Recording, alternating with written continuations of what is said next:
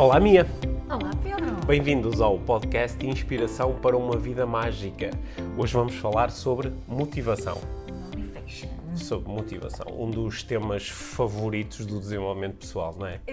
Parece quase que foi com isso que o mundo do desenvolvimento pessoal atual que estamos a viver começou um bocadinho por aí, não é? Começou pela partilha de como nos motivamos. Não sei. Os motivational speakers não são os pioneiros do desenvolvimento pessoal. Não sei se consigo fazer essa afirmação, não é? Eu acho que é um efeito recorrente de tu assistires a palestras de desenvolvimento pessoal, é poderes sentir-te um pouco mais motivada para algo, para fazer mudanças na tua vida, para aprenderes, para progredires. Eu acho que é daí que vem esta ligação forte entre motivação e desenvolvimento pessoal. Sim, então, também por haver muitas pessoas que falam destes temas que se intitulam como palestrantes motivacionais. Sim, acho que isso acho que foi mais assim houve uma altura em que se falava mais dos palestrantes motivacionais. Acho que hoje em dia fala-se mais dos, não sei, mental coaches e mentores e especialistas nisto e naquilo. Acho que foi mudando um pouco, não é? Sim. Tu, por exemplo, não te apresentas como palestrante motivacional, pois não? Nunca o fiz. Mas podia ser uma palestrante motivacional que motiva pais. Sim. Eu acho que houve uma altura em que eu comecei a desligar muito deste conceito do palestrante motivacional. Sim, claramente. Porque uma das razões para isso ter acontecido é que quando as pessoas me pediam uma palestra de motivação, que foi muito comum, principalmente nos primeiros anos da minha carreira, Pedro, vem cá motivar a nossa equipa, motivar os nossos colaboradores. Eu comecei a ganhar assim uma certa aversão ao termo, lembras? Nós falávamos muito sobre isso, porque parecia muito que era eu ir fazer uma coisa de fora para dentro, ou seja, eu é que vinha com temas de motivação, eu é que vinha com os conteúdos e com as estratégias e era eu que motivava as pessoas. Sim. Tu às vezes até dizias que cá vem o palhaço entreter. Sim, às vezes parece que estamos aqui a ter dificuldades, por exemplo, dentro de uma empresa. As dificuldades muitas vezes acontecem por causa do próprio negócio, por causa das próprias pessoas da empresa, da forma como o negócio está estruturado, por exemplo, a forma como a empresa ou os líderes interagem com os colaboradores. A falta de motivação está aí. E então vamos buscar o palhaço que vem aqui fazer aqui um momento e às vezes até esperando que este momento vá gerar uma alteração profunda na vida das pessoas. Claro. E claro que eu acredito muito no poder da transformação através das palavras e das histórias e dos exemplos e das metáforas. E acho que muitas pessoas, se calhar, que estão a ouvir aqui o podcast, já connosco ou com outras pessoas, tiveram momentos desses, de estar numa palestra, num evento, ouvir alguma coisa e dizer, isto fez sentido, eu aprendi qualquer coisa e haver uma transformação a partir daí. Só que esta ideia vou a um evento de motivação ou vou ouvir um palestrante motivacional, parece ter aqui implícito muito uma ideia de alguém que vai puxar por mim, alguém que me vai transportar para outro nível ou que me vai dar aqui um empurrão. E ligando aqui a termos que eu acho que quem nos ouve já ouviu muitas vezes, o causa e efeito, é um bocadinho assim em efeito, não é? Que é alguém que me tira daqui, alguém que me motiva, alguém que me... Claro. E também acho que nos esquecemos muitas vezes não é? Quem tem uma visão assim um bocadinho mais limitada da motivação esquece muitas vezes que a motivação pode ser intrínseca ou extrínseca, sim. Não é? E que muito do trabalho que se faz na área da motivação neste momento, e eu também quero aplicar isso na vida em família, porque embora na vida em família esta palavra não é tão utilizada, mas no fundo é que isso estamos a falar de como é que eu motivo o meu filho para ter um comportamento diferente, como é que eu o motivo para comer a sopa, para fazer os trabalhos de casa, para se portar bem, entre aspas, não é? E as estratégias, normalmente eu diria que 95% das estratégias propostas são coisas de fora, tal como nas empresas. Sim. Nós estamos aqui cheios de vontade de falar sobre a motivação porque nas últimas semanas andamos com este tema muito presente nas nossas conversas. Exato.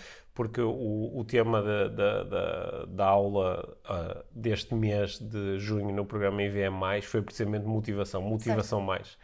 Eu apresentei a aula em formato solo desta vez, não é? Fui eu que apresentei a aula sozinho, mas nós estivemos a preparar a aula em conjunto durante bastante tempo e fizemos uma série de reflexões sobre motivação. Exato. Aliás, eu neste momento gostaria de motivar todas as pessoas que nos estão a ouvir e que fazem parte do IVM+, e ainda não ouviram a aula, para assistirem à aula, porque eu acho que a aula ficou mesmo muito boa, ficou espetacular. Eu gostei muito do fluxo e do conteúdo da aula, acho que tem ali algumas propostas que são mesmo inovadoras e disruptivas e nos ajudam a entender a motivação de uma forma completamente diferente. Certo. E também, claro, quero motivar muito quem ainda não faz parte do IVM+, a entrar e a subscrever o programa, porque acho que só a possibilidade de entrar agora e assistir às aulas que nós já lá temos disponíveis... Porque está tudo para trás, está disponível, não é? Todos os extras, tudo está. Só entrar agora no programa acho que já tem um valor... incalculável. Eu comecei a aula e já agora acho que posso fazer aqui também, fazer essa revelação, não é? Que no início da aula eu comecei por utilizar alguns conceitos do Daniel Pink, nomeadamente aquilo que ele o Daniel Pink é um autor, é um jornalista, e ele escreveu um livro há uns anos chamado Drive sobre motivação e que serviu como ponto de partida na aula para depois, em cima disso, nós apresentarmos aquilo que nós chamamos de motivação mais, que eu acho que é a parte realmente interessante e inovadora da aula. Mas eu comecei resgatando esta ideia da motivação 1.0, que é uma motivação que é uma forma de olhar para a motivação que é antiquada, é claramente século XIX, que foca em dois mecanismos. O mecanismo da busca do prazer e o mecanismo da fuga da dor. Certo. E, portanto, esta ideia de que se eu me quero motivar ou se quero motivar alguém para algo, então isto é tudo um jogo de dor-prazer, ou seja, de prémio-recompensa por um lado e de castigo-punição por outro. E que eu também, durante a aula, eu procurei ser, às vezes, um bocadinho provocador, dizendo que isto é século XIX, mas é isto que nós vemos em muitas das nossas empresas. É isso que eu estava aqui a propor também. É isso que vemos em muitas das nossas escolas, em muitas das nossas famílias, em muitas das nossas relações. Né? Que é esta ideia de, se eu me quero motivar para alguma coisa, então tem que haver um prémio, uma recompensa que justifique... A famosa ideia da cenoura, da cenoura, ou então tem que haver aqui um castigo, uma punição, a ideia do pauzinho, não é? A bater atrás, e que é entre essas duas forças que se vai gerar aqui o meu movimento de fazer ou não fazer alguma coisa.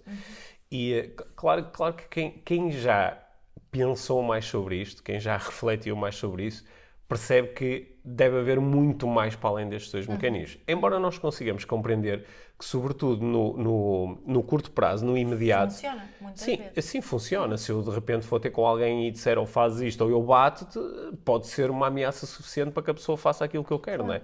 Ou ser alguém, olha, se fizeres isto ou de 50 euros, pode ser um prémio suficiente para que a pessoa faça aquilo. Mas quando nós estamos a falar aqui de motivação, estamos a falar de algo que queremos que seja mais estrutural e também mais fluido, porque nós às vezes fazemos essas coisas para fugir da dor e para buscar o prazer, mas temos que nos forçar temos que dizer, ok, vou fazer isto, eu não quero fazer isto, é uma porcaria, vai contra os meus valores, mas pelo dinheiro eu faço, ou para não me chatearem eu faço. E nós estamos aqui em busca de estruturas que sejam mais saudáveis e sejam mais sustentáveis. E ecológicas. Certo? E foi isso que nós estivemos a discutir com muito detalhe na aula, apresentando os 4 grandes tipos de motivações que nós temos. Acho que uma ideia que é interessante nós discutirmos aqui neste episódio é a ideia de que a motivação é o motivo para a ação. Portanto, quando nós estamos em busca, quando nós dizemos que eu não estou muito motivado para o meu trabalho, ou o meu filho não está motivado para estudar, ou hoje acordei e não tinha motivação para fazer nada, que nós na realidade estamos a cometer aqui uma pequenina incorreção, que não é que nós estamos desmotivados ou que não temos motivação para. Nós temos uma motivação mais forte para outra coisa. Não é? Por exemplo, quando eu digo que estou desmotivado em relação ao trabalho, O que eu estou a dizer é que eu estou motivado para fazer outra coisa que não aquela de ir fazer aquele trabalho. Acho que quem tem filhos consegue facilmente perceber isso. A criança pode não estar motivada para fazer os trabalhos de casa, mas está claramente motivado para estar no TikTok ou a jogar jogos ou estar ou até assim, não é? Quando alguém diz ou falar com amigos. O meu filho é muito desmotivado, pá, não sai da cama, fica a dormir até às 2 da tarde. Se nós virarmos isto ao contrário, dizemos, não, o rapaz está altamente motivado para dormir. Claro. Não é? O que se trata aqui é de investigar quais são os motivos que a pessoa tem para aquela ação, não é? Por exemplo, eu sei, isto, às vezes, como tu sabes, às vezes eu gosto de fritar aqui um bocadinho a conversa. Quando alguém diz, eu estou muito desmotivado, eu digo, bem, neste momento, obviamente, estás motivado para dizeres que estás desmotivado. Exato. Quer dizer que deve haver um motivo, ou um conjunto de motivos, que tornam interessante teres esta ação que é dizeres eu estou desmotivado. Quer dizer que deve haver um conjunto de ganhos, coisas que são boas para ti, e também um conjunto de coisas que se calhar tu evitas ao fazer isto, que justificam tu estás a ter esta ação. E quando nós começamos a pensar dessa forma, viramos aqui um bocadinho o jogo e deixamos de, sei lá, o professor que está na sala de aula deixa de dizer, eu tenho alunos motivados e desmotivados. Não, ele vai dizer, eu tenho alunos que estão motivados para aprender da forma como eles estão a ensinar, ou que estão motivados para aprender esta matéria, e tenho alunos que estão motivados para outra coisa. Por para exemplo, conversar com os colegas, para perturbar a aula, para sim, whatever. Eu acho que muitas pessoas quando olham para mim ou sabem das minhas atividades, as coisas que eu faço, dizem, Pedro, mas tu és uma pessoa muito motivada, não é? E tu que me conheces muito bem, sabes, sim, eu sou altamente motivado para algumas coisas e, obviamente, não estou tão motivado para outras. Yeah. Ou melhor, estou motivado para fazer as coisas de que gosto em vez daquelas que eu não gosto, não é? E eu lembro quando andava na escola, a minha principal motivação era estar na galhofa. As aulas todas, eu já partilhei aqui algumas vezes no podcast que tinha professores que ficavam um bocado frustrados porque eu brincava muito, mas depois quando chegava a altura dos testes, eu lembro de uma professora em particular no 12º ano que ficou muito zangada comigo, pôs-me fora da sala porque eu só perturbava e só brincava e não sei o quê. Eu tinha uma imensa dificuldade em estar atento, porque aquilo era uma seca e eram aulas de direito, aquilo era uma seca e ela depois, nós fizemos o teste, já não me lembro se era o teste final do ano, e ela quando entregou os testes, muito contrariada, entregou-me um 19 ou um 19,5, porque para mim era fácil aprender aquilo, era difícil, era... manter a atenção. Manter a atenção. Agora, em vez da afirmação, o Pedro está desmotivado para aprender direito, olha, até não estava, tanto era que tirava boas notas, porque eu chegava a casa e lia os livros e eu já andava a ler sobre direito antes de ter aulas de direito, porque era de facto um assunto que me interessava. Eu não estava motivado, era para aquela ação de estar atento àquela aula, àquele tipo de aula. Sim. Uma coisa que me surge sempre quando se fala destes temas de quando há no fundo aqui falamos muitas vezes também de motivação, não é só como eu me motivar, mas como é que eu motivo o outro. E o que eu sinto, principalmente na área da parentalidade e educação, lembrei-me agora porque estavas a falar disto, é que nos esquecemos que a motivação surge na relação entre as duas pessoas. Não é? A capacidade da pessoa 1 motivar a pessoa 2 depende, ao médio e longo prazo, pelo menos, depende muito da relação que as duas pessoas têm. Não é? E acho que é por isso que tantas vezes isso falha. É por isso que nas empresas o bónus ou o aumento salarial, a motivação, a injeção da motivação que aquilo oferece é muito, muito temporário, não é? Passado uma semana ninguém se lembra do aumento que teve. E mesmo na família, não é? Na forma que se procura motivar as crianças ou a forma que se procura motivar os alunos, não é? Na escola não há essa ligação de que isto acontece dentro da nossa relação. Agora estava a lembrar de há uns anos já, a responsável de recursos humanos de uma grande empresa estava-me a dizer que tinha estado a pensar em coisas que podia fazer, pequenas coisas que podia fazer para motivar mais as pessoas. e que então implementaram lá no Departamento de Recursos Humanos uma série de ações de motivação, e uma delas era que à sexta-feira fizeram uma combinação qualquer com uma pastelaria lá na zona, e à sexta-feira as pessoas tinham pastéis de nata e croissants quentes que chegavam à meia da tarde. Sim. E aquilo na primeira semana, espetacular, a grande empresa a dar-me pastéis de nata, e foi... E eu penso que as pessoas na empresa que valorizaram isso, valorizaram, e quem implementou a ação disse assim: uau, estás a ver uma pequenina coisa, um pastel de nata, e as pessoas estão todas contentes. Pois, na segunda semana, outra vez espetacular. Ao fim, não sei, de umas 3 ou 4 semanas, houve um problema qualquer lá com a pastelaria e eles não conseguiram ir fazer a entrega dos pastéis de nata. Então, houve várias pessoas a deslocarem-se aos recursos humanos, a bater à porta, a dizer: então, não há pastéis de nata hoje? É que eu estava a contar com o pastel de nata, nem trouxe nada para lanchar. E depois já estávamos ali a ter uma conversa sobre como, às vezes, esta cena da motivação, às vezes é uma cena mesmo também de expectativa, que é a partir do momento em que alguma coisa se torna numa expectativa, já deixa de ser motivadora. Sim, e também ouvi histórias parecidas de pessoas de recursos humanos onde têm implementado benefícios parecidos. Sim.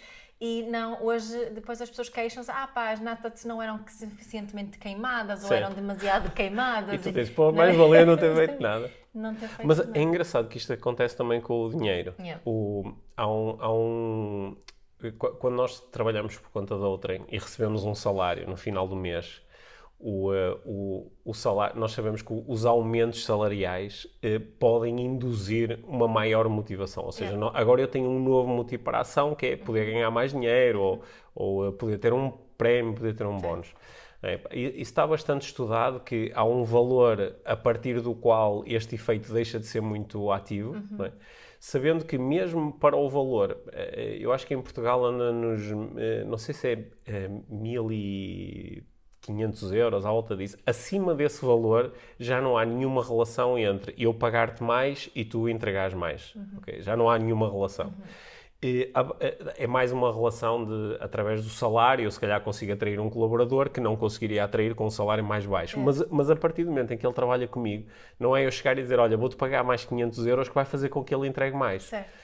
Isto não quer dizer que nós não devamos pagar aos colaboradores o máximo que podemos.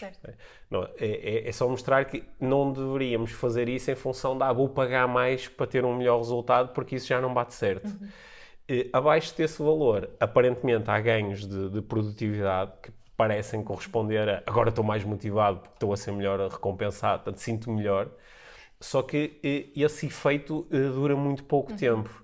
Não sei se são 2 ou 3 meses, porque ao final desse tempo é uma expectativa. Não é? Agora, a minha expectativa é ter aquele dinheiro. E, portanto, nesse sentido, até se costuma dizer que o salário, enquanto motivador, é mais um fator higiênico, que é... Conhece esta história do fator higiênico? Que é, se tu fores por exemplo, estás num restaurante e dizes: tenho que ir à casa de banho. Se tu fores... É muito raro tu voltares para a mesa e dizes assim: a casa de banho estava muito limpa. Quer dizer, estás num restaurante, é esperado que a casa de banho esteja limpa. Em princípio não é uma coisa em que tu vais dizer: uau, estava limpa.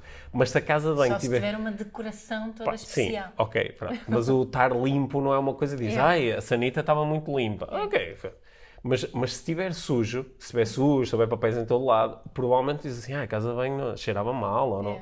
Portanto, e o salário é um fator higiênico. Se ele não estiver lá, tu vais reparar. Claro. Mas se ele estiver lá, pronto, era o que era esperado. Claro, era o que era esperado. Claro. Queria introduzir aqui assim uma ideia aqui na nossa conversa, que nós estamos a olhar para a motivação de uma forma bastante ampla, porque estamos a dizer: a motivação é o motivo para a ação, qualquer que ele seja. Portanto, exato. Quando tu dizes que estás motivada para algo, o que tu estás a dizer é que tens motivos para fazer aquele algo.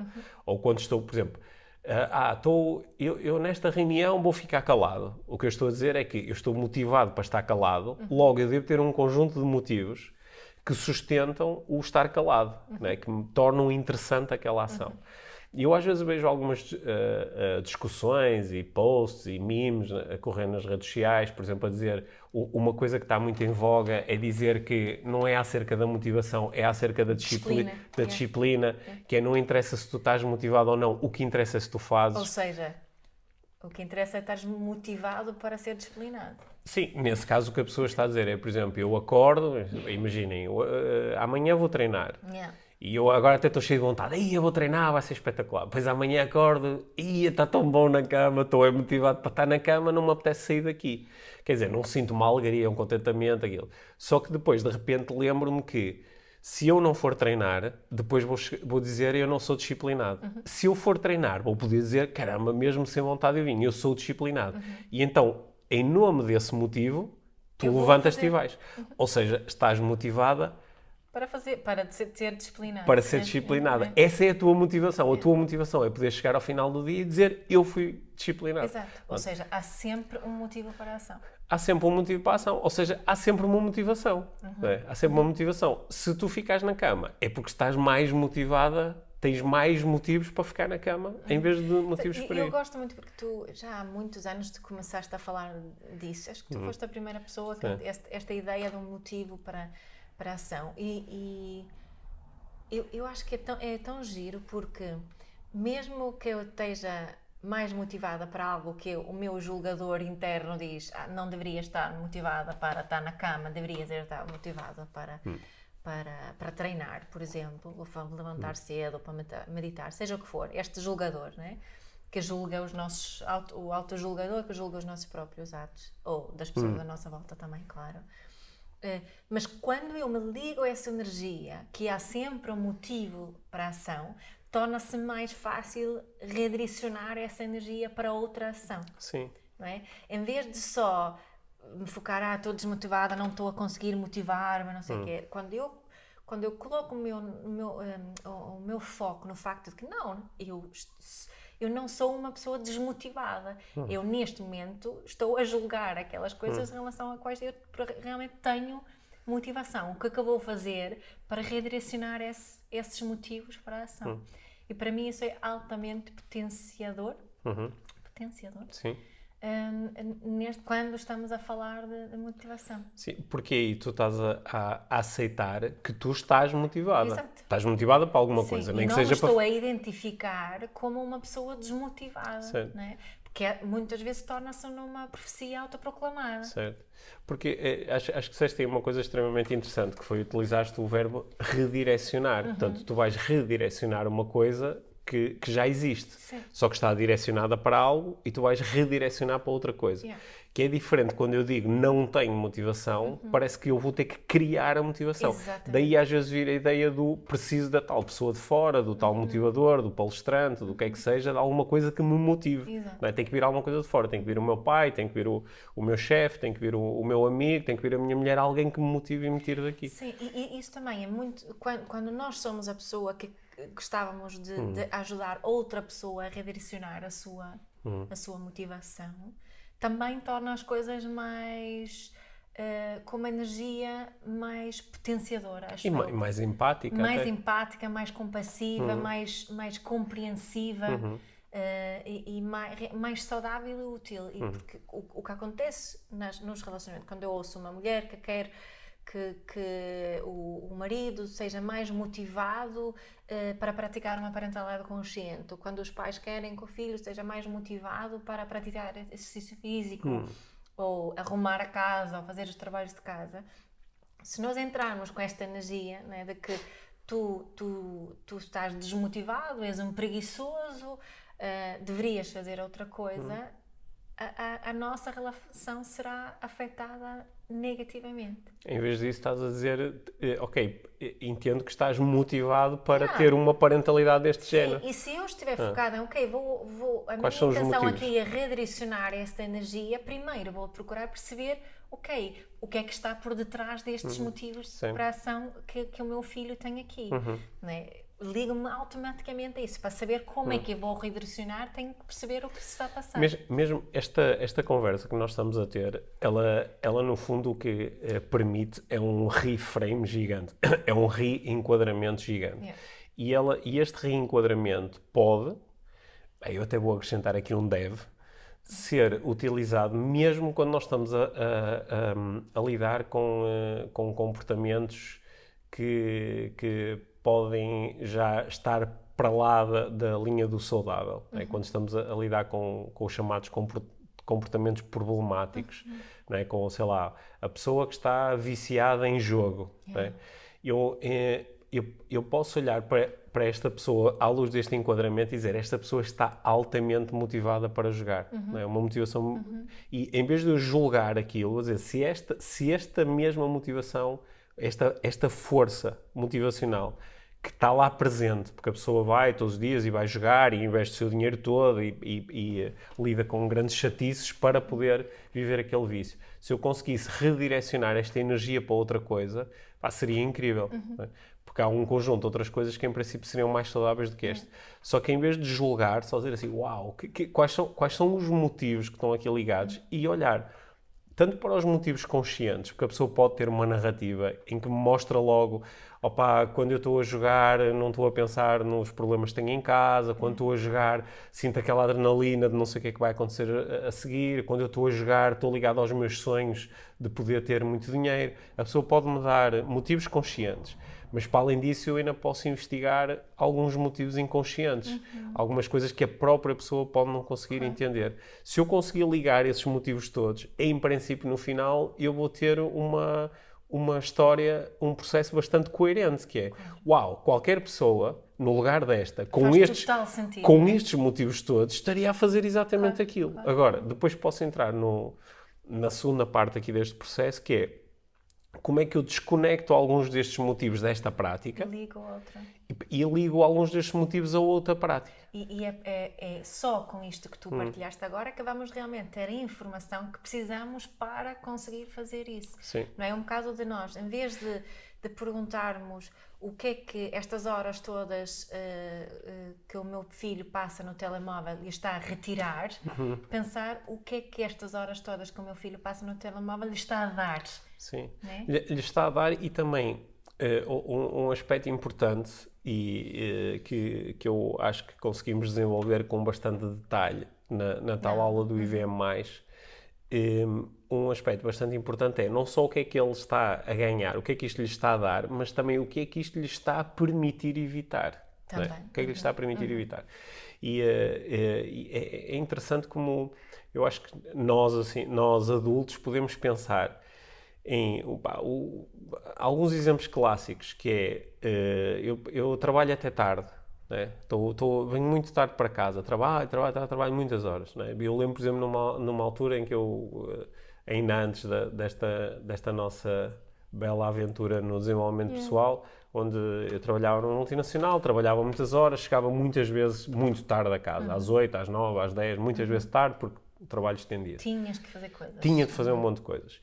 E claro que aqui, se nós formos fazer este estudo, eu posso dizer, olha, estou a ganhar a oportunidade de subir na carreira, estou a ganhar a oportunidade de ajudar a minha equipa, estou a conquistar mais resultados e com isso também a ganhar mais dinheiro, estou a cumprir uma série de compromissos que eu tenho para com as pessoas, mas também me podia perguntar o que é que eu estou a evitar. Por exemplo, eu hoje em dia, quando olho, digo assim, uma das coisas que às vezes me assustava um pouco era saber que depois de um dia intenso de trabalho ia chegar a casa e tinha um bebê. E que o bebê é preciso mudar a fralda e é preciso fazer isto e agora o bebê está a chorar. Não tinhas muita disponibilidade. Não tinha muitos recursos, ou seja, chegar tarde a casa às vezes também me permitia evitar isso, que é chegar a casa, o bebê já está a dormir, ok, não é essa a exigência. Certo, evitei aqui qualquer coisa e posso-me agarrar muito agora, mas eu tenho que trabalhar, não é? E eu acho que isso também, nós percebermos o que é que nós estamos a evitar com aquilo que fazemos, pode ser uma bela de uma explicação. Aliás, uma das partes que eu acho que é mais interessante na aula e que eu, mais uma vez, aconselho toda a gente que possa assistir à aula e entrar no programa a fazê-lo, porque uma das partes que eu acho que é mais interessante para mim é o ajudar a entender quais são as coisas que eu estou a evitar e que, quando estão presentes, me fazem sentir ansioso.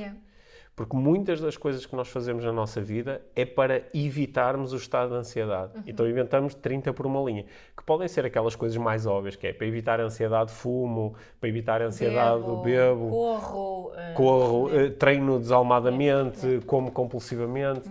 Mas também podem ser outras coisas, como, por exemplo, para evitar a ansiedade, sou sempre muito positivo e otimista. Certo. E digo sempre que vai tudo correr bem.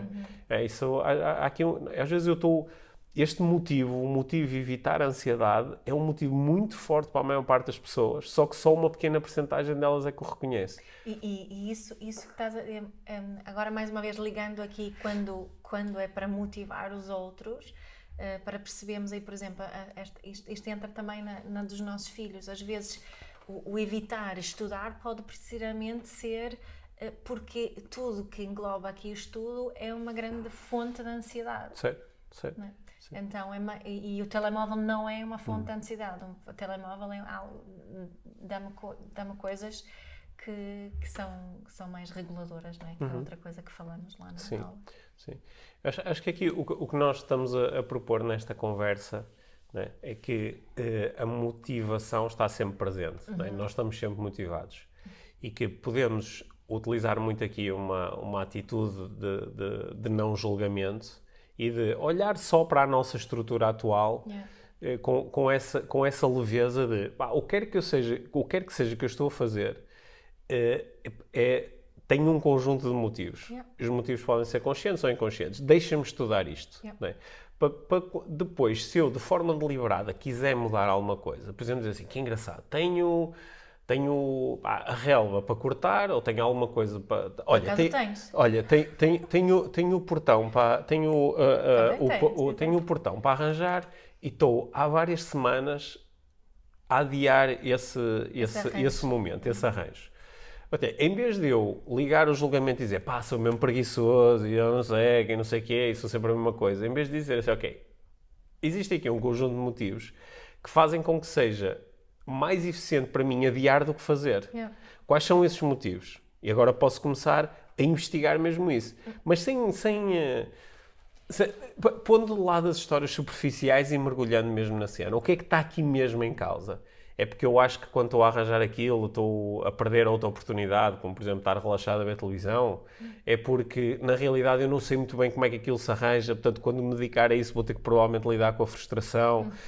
O que é que está realmente aqui em causa? E depois, com calma, dizer, mas em nome das minhas relações, em nome da segurança da minha casa, é mesmo bom eu arranjar aquilo. Então, o que é que eu posso ligar agora, deliberadamente? Que tipo de motivo é que eu posso ligar a esta ação para que ela naturalmente seja a coisa que eu quero fazer a seguir? De que forma é que eu posso pensar sobre essa ação para ela se tornar, para eu ter motivos para a ação? Agora, se nós pegarmos nesta mesma estrutura, que neste caso estávamos a ligar aqui a uma coisa que tem uma importância relativa, e ligarmos a grandes cenas, como por exemplo, eu gostava que a pessoa com quem eu tenho uma relação tivesse mais motivada para a relação.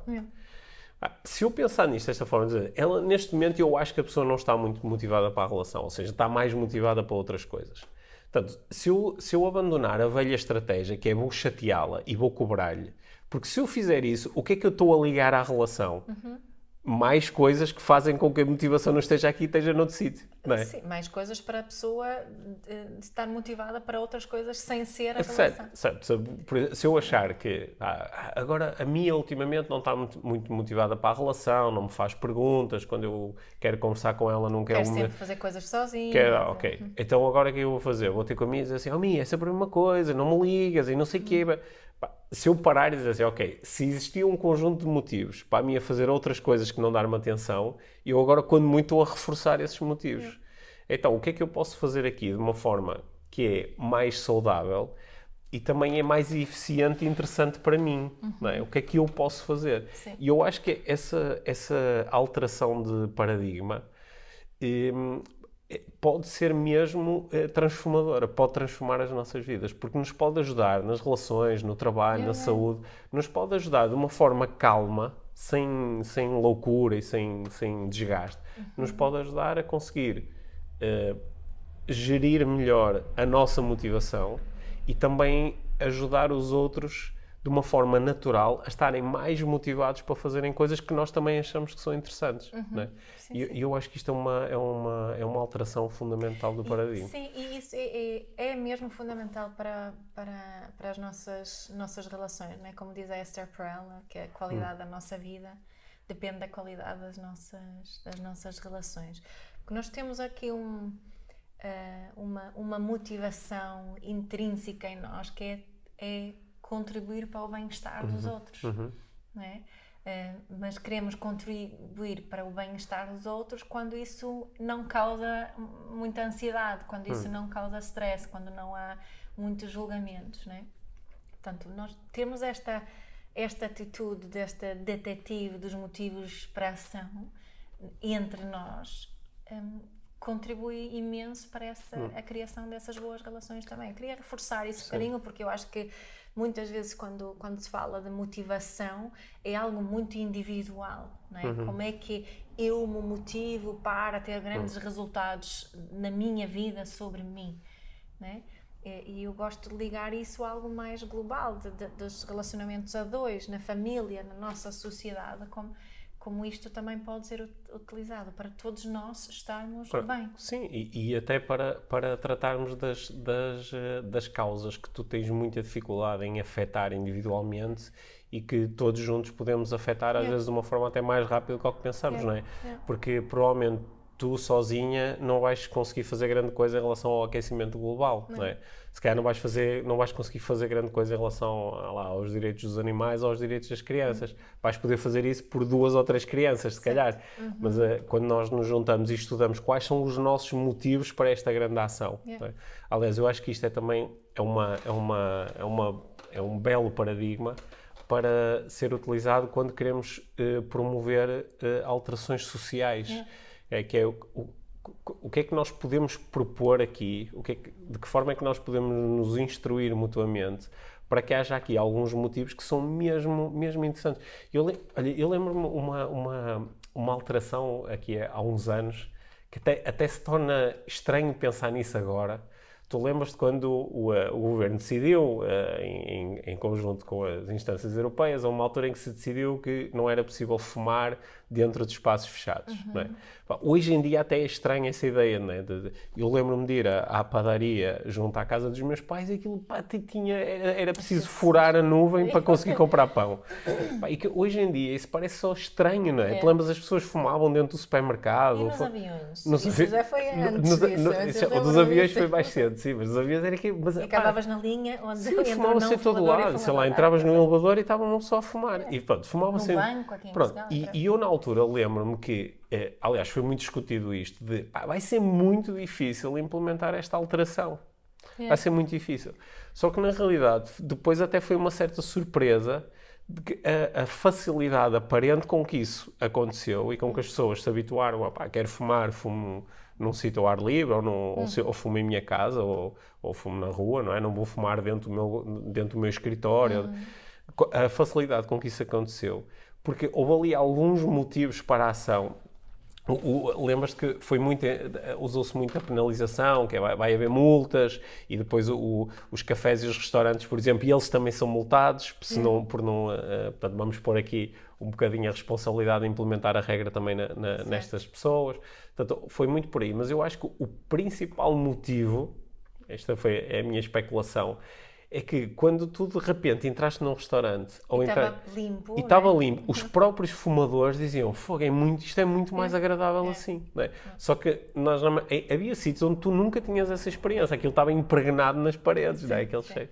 E acho que pensarmos às vezes em quais são os motivos que nós podemos ligar a alguma coisa e perceber que os motivos que eu estou a ligar agora a uma alteração que eu quero promover e que não está a acontecer, obviamente não são suficientes. Okay? Por exemplo, com coisas como as alterações que nós achamos que são positivas em relação ao ambiente, por exemplo. Há coisas que funcionam, outras não. As que não funcionam é porque não há motivos suficientes ainda ligados. Mas isso é um bom exemplo, por exemplo, da poluição dos aviões. Aconteceu muita coisa com a pandemia por causa disso, mas os motivos para a ação eram diferentes. Certo. Era mais iminente, mais imediato, não é? Um perigo mais imediato. Sim, nós não deixamos de viajar de avião por causa da forte poluição, deixamos porque de repente não podíamos viajar porque não podíamos ir para outro país porque não nos deixavam entrar, não é? Mudaram-se os motivos, mudou a ação.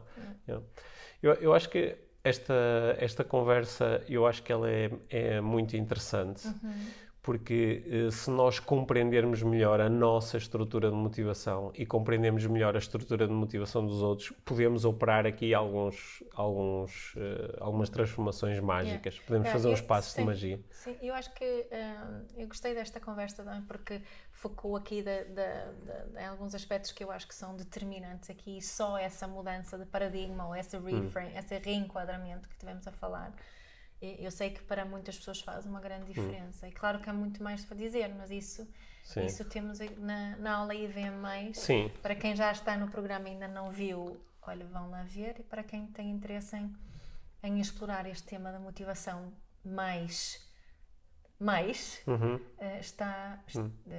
está disponível no link nas notas. Sim, esta nossa conversa agora até pareceu que se transformou num mega anúncio a esta aula e este programa. Por isso que eu ia reforçar que só esta ideia é muito poderosa, não é?